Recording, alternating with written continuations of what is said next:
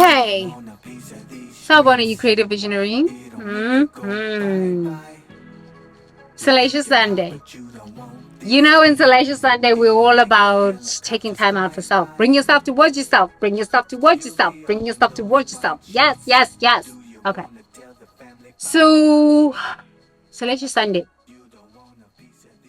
How do you grieve the loss of relationships? Controlling relationships. How do you grieve the loss of controlling relationships? Sunday is a day you bring yourself towards yourself.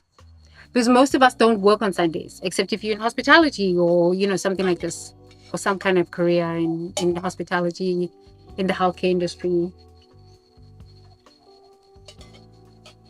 How do you grieve the loss of controlling relationships? Even if you haven't left a narcissistic home, a narcissistic relationship, a narcissistic friendship, there is an awareness that you're going to there is an awareness that this thing is not real. Honestly, there is an awareness that this thing is not real, because it's just filled with so much gaslighting, so much lies, so much deceit, so much dysfunction. There is a true awareness. Your intuition will kick in and say, this is not real. Are we willing to accept that and say, yeah, I can see that this is not real and this is not healthy for me, and I need to kind of move on forward with this? Well, I can tell you that I wasn't willing to accept it for a long time, and that's okay. I realized that most of the relationships that I've been in that were narcissistic, I just didn't want to accept it, because honestly, I didn't want to grieve. Number one, the fact that I thought I could control this person and fix it. Because I like to fix. Now that I stopped fixing, I'm a teacher. Full on in my purpose. I am a teacher. Full on in my purpose.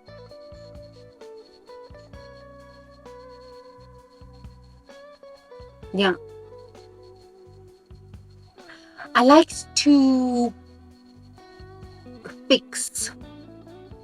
This was my controlling thing.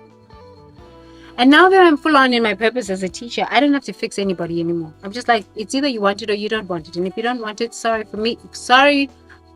Okay, not my business, not my problem. Move along. Next. You know what I mean? But when I would stay in these toxic relationships, it was because I didn't want to grieve the loss of that relationship. The anger of staying in a toxic relationship for as long as I stayed.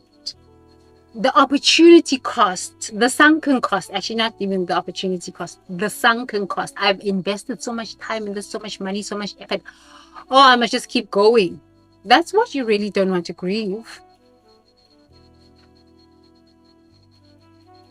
The rage and the depression. And then the acceptance of going, okay, this person is incapable of change. They will never change. They will always be this, and that's okay. It doesn't mean that I need to ever have them in my life. It doesn't mean that I have to care about what they do. I am just going to start caring about myself, and I'm going to keep moving forward the best way I can. And whatever they do has nothing to do with me. However they speak about me has nothing to do with me. It's their dysfunction. Has nothing to do with me. Is it going to hurt? Oh, yeah. A lot. This is why I really believe that people do not get out of relationships, because I had to look at myself and say, but why do I stay in dysfunctional relationships so much? Control. I want to fix them. You can't fix dysfunction. Especially narcissists, there's nothing you can do for them. Leave them there. They're going to have to experience their own karma. And so are you going to have to experience your own karma and your own joys. And they are going to do the same. Leave them there. There's nothing you can do for them. Honestly, let them go destroy, destruct. Who cares? Leave them there. Not your business. Go live your life. Stop being a fixer. Especially as empaths, scapegoats, we love to fix. Because honestly, when I look at myself as a scapegoat, well, I don't actually want to label myself as these things anymore. But I just have to kind of like relate to why we do the things that we do. It's because we were blamed so much growing up. And so we were always groveling for validation, groveling for acceptance, groveling to be loved by people who were dysfunctional and couldn't even love themselves. So how do you think these people are ever going to love you? It's a fallacy. They can't love you. They're dysfunctional. And you too, scapegoat, visionary, empaths, you're dysfunctional too, coming out of a narcissistic relationship, because you're constantly groveling for validation, acceptance, and love. I had to look at myself in these things, and I said, I need a lot of reassurance, but how can I reassure myself? Speak my intention into the universe. Universe, please show me that I'm on the right path. Oh, and then somebody comes and starts talking to me about these things. Thank you. Continue forward. Okay. So the reason we stay is, okay, control, because there's a need for a loving and belonging, acceptance, reassurance. But when we actually just come and look at that and say, okay, I can reassure myself. Every day I put my feet on the ground. Life supports me. Mother Earth supports me. I don't fall through. Every time I need to take a deep breath, the universe has created enough oxygen on planet Earth so I can take a deep breath. Anytime I need water, blessing the spirit of the water, I have water. Anytime I just feel so sad and depressed, I can get outside, sit outside and get some sunshine, and I feel a lot better. Okay, that's a start. It's so simple. Honestly, it's that simple. You live on planet Earth. So if you can just start there with just reassuring yourself, I'm here on planet Earth, and I've just gotten myself into this toxic relationship, and I just need the reassurance, and I've been trying to control them by trying to fix them. These people will never be able to be fixed. They hate themselves, and there's nothing I can do about this. I got to bounce. But in that guts to bounce, I'm going to experience some grief. I'm going to be crying. I'm going to be a hot mess. Okay? It's part of the healing experience. You are going to be a hot mess, like literally, you are going to be a hot mess, and that's okay. Who said being a hot mess is not okay? You can start again. I am starting again. This time, now that I've balanced out my masculine and my feminine, and now that I know that I will never accept dysfunction ever again, ever. Like ever. I'm like, how far can I go in this thing called life? How far can I go? Now I'm at the stage of, you know what? I'm fulfilling my purpose now. This is my year 7. I am fulfilling my purpose now. With no distractions, not having to try to fix people who don't want to be fixed. Not having to try to get reassurance, validation. No, let me validate myself. It is still my responsibility to validate myself. It is still my responsibility to love myself. But no, my parents should love me. My siblings should love me. My boyfriend should love me. My friends should love me. But they are not giving you the love that you want and need. So maybe if you gave it to yourself, you would feel a lot better. But I don't know how to love myself. Okay, let's explore that. How about you start with just grieving? What does grief even look like? Maybe you can just start with saying, okay, I thought that this relationship was going to be what I wanted it to be. It turns out not. It doesn't make me a bad person. It doesn't make me a stupid person. It doesn't make me ignorant. It doesn't make me pathetic. It just makes me a person that loved. Oh, so I'm capable of love. Yes. It makes me a person that has empathy, and I've come to understand that not everybody thinks like me. Not everybody's functioning at the same level of consciousness as me. This is you saying this to yourself. Yes? As an empath, as a chosen one, as a visionary, as a scapegoat, I I function at a different level of consciousness. I am capable of love. I am capable of being empathetic towards other people. I am capable of feeling that, I want to help other people, because if I help other people, we can leave this planet better than what we found it. Not everybody has, the same kind of thought process that I have. Okay, I got taken advantage of. It doesn't make me a stupid person. It just makes me understand who I really am. And going forward, I love myself enough to say no to dysfunction. Okay. Okay. Okay. So now, where does it hurt? It hurts. And why does it hurt? Let's start with why. Why does it hurt? Because I thought everybody thought the same way like I thought. I thought everybody was on the same mission that I am. Maybe you were in cognitive dissonance for some reason. Okay, yes, maybe. Maybe you were arrogant to think that people are like you. Maybe. Maybe you are like 1 to 2% of the human population. Maybe. Humanity is functioning at a very, very low level of existence. Honestly, humanity is functioning at a very, very low level of human existence. We're still evolving. The traumas that we've experienced as human beings are something else. They are something else.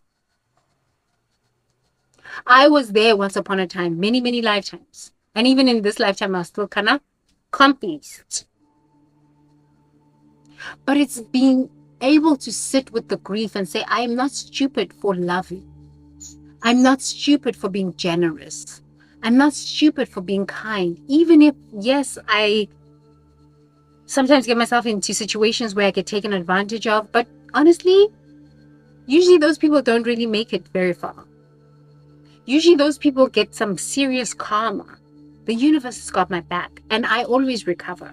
And I can always start again. But now that I balanced out my masculine and my feminine, I will never allow myself to be in a situation like that, because I have nothing to prove anymore. I don't need assurance and validation from the outside, because I'm willing every day to give myself reassurance and validation.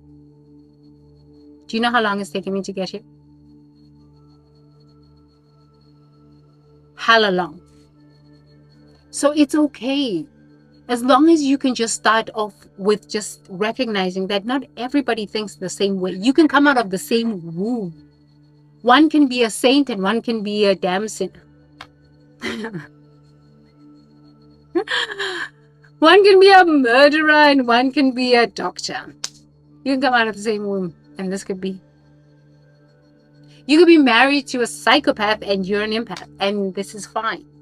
Not everybody thinks the same, and not everybody is the same, and not everybody wants good for humanity without getting praise and being valid. Not everybody wants this. But I think even as us as empaths, we still want to be acknowledged, because part of the human experience is loving and belonging.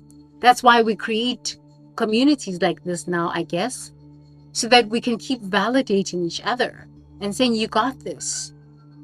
It doesn't make you a bad person to be kind and loving. You just have to be conscious. You just have to be conscious. Okay? So the grief is part of the healing experience. You are going to cry, and that's totally okay.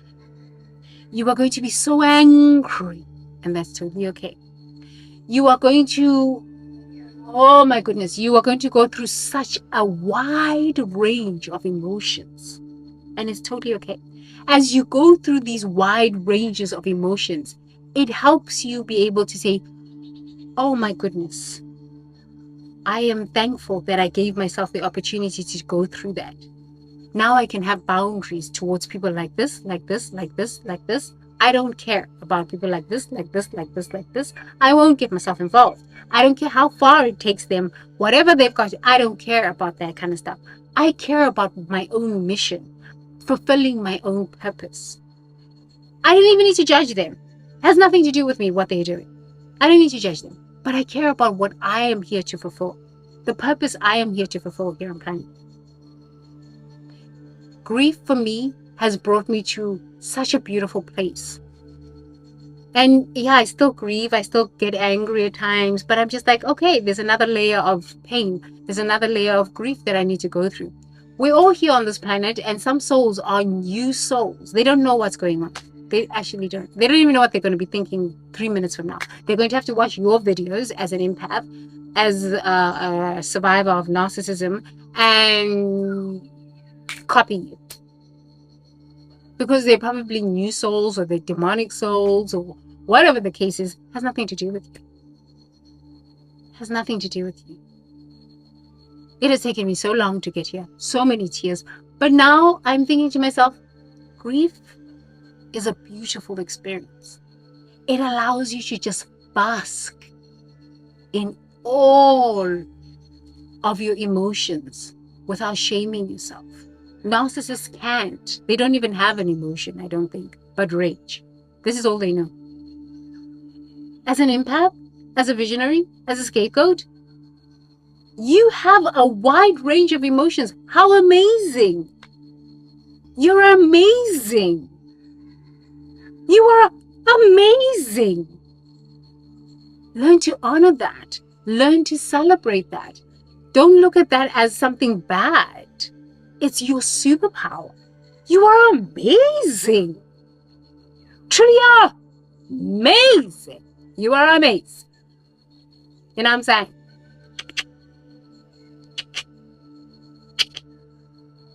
Love yourself in your amazingness, and accept your grief. So, in the comments below, let's have dialogue. What have you been taught about grief that makes you afraid to grieve? Yeah, we've all been taught something about grief that makes us afraid to grieve. I was afraid to grieve for the longest time because when I saw people grieving in South Africa, I was like, I don't want to look this pathetic. They were just sitting like this. But it was a cultural thing, right? But now that I've lived in different countries, I'm just like, oh, so you can grieve differently. You can grieve through dancing. You can process grief differently. You don't have to just be sitting around just talking about your sad stories and not getting out of it. You can process grief in a way that's empowering. Oh, so I learned something new. Now I can share that with others. So what have you been taught about grief that makes you afraid of grieving? Something we have been taught in childhood. And you've seen people grieve in childhood that made you want to think, oh, grief. To be in a state of grief is weakness. To be in a state of vulnerability is pathetic. This is how narcissists think. It's pathetic to be vulnerable. It's pathetic to be grieving. It's pathetic. My dad never grieved. He never grieved. I think I saw my dad cry twice or 3 times in the whole time that I was with my dad. But towards the end there, kind of like the last few years that I would go to South Africa and see my dad and talk to him and just spend a lot of time with my dad and just talk to him. I could see the grief starting to come up. It was really sad to see a 60-something-year-old man just cry from years of grief. Years of grief, and then just destroying his life, destroying his family. So as empaths, we are power on steroids. Honestly, we are power on steroids because we can sit and grieve. We can sit and analyze our emotions. These narcissists, they can't. They have one emotion, stupidity, 2 emotions. Stupidity and rage. They can't. So they destroy. And then eventually they karma catches up to them. And this is when the grief starts. This is when the guilt and shame starts. But they don't actually take time to sit and process it. They just do something to try and run away from looking at themselves. But in the end, we all got to look at ourselves. In the end, whether you believe in God or not, you're going to a hell realm or a heavenly realm. I don't care whether you say you don't believe in God or not. There's no heaven. Okay, then stop going around telling people your sad stories. Because honestly, when somebody comes to me and tells me a lot of sad stories, the same old sad story, they're in hell. But they just don't know that they're in hell. So empaths, you are very powerful. Let me tell you something. You are power on steroids. Power on steroids. So please don't forget to like, subscribe. I haven't been saying this. Like, subscribe, share, hit the notification bell so you never miss another video. And please, look at your own mind. And if you're too afraid to post comments because you're like, wow, Teacher Tembi's questions are thought-provoking. Okay, please make sure that you write in your diary, in your journal. Ask yourself questions. This is the only way forward. Ask yourself questions. This is the only way forward. Okay? We need to leave this planet a better place for the future leaders and our children's children's children. We are not leaving this planet like the baby boomers. And I'm not saying all baby boomers are like this, but we're not doing this. As millennials, as Gen Zs, we are not doing this.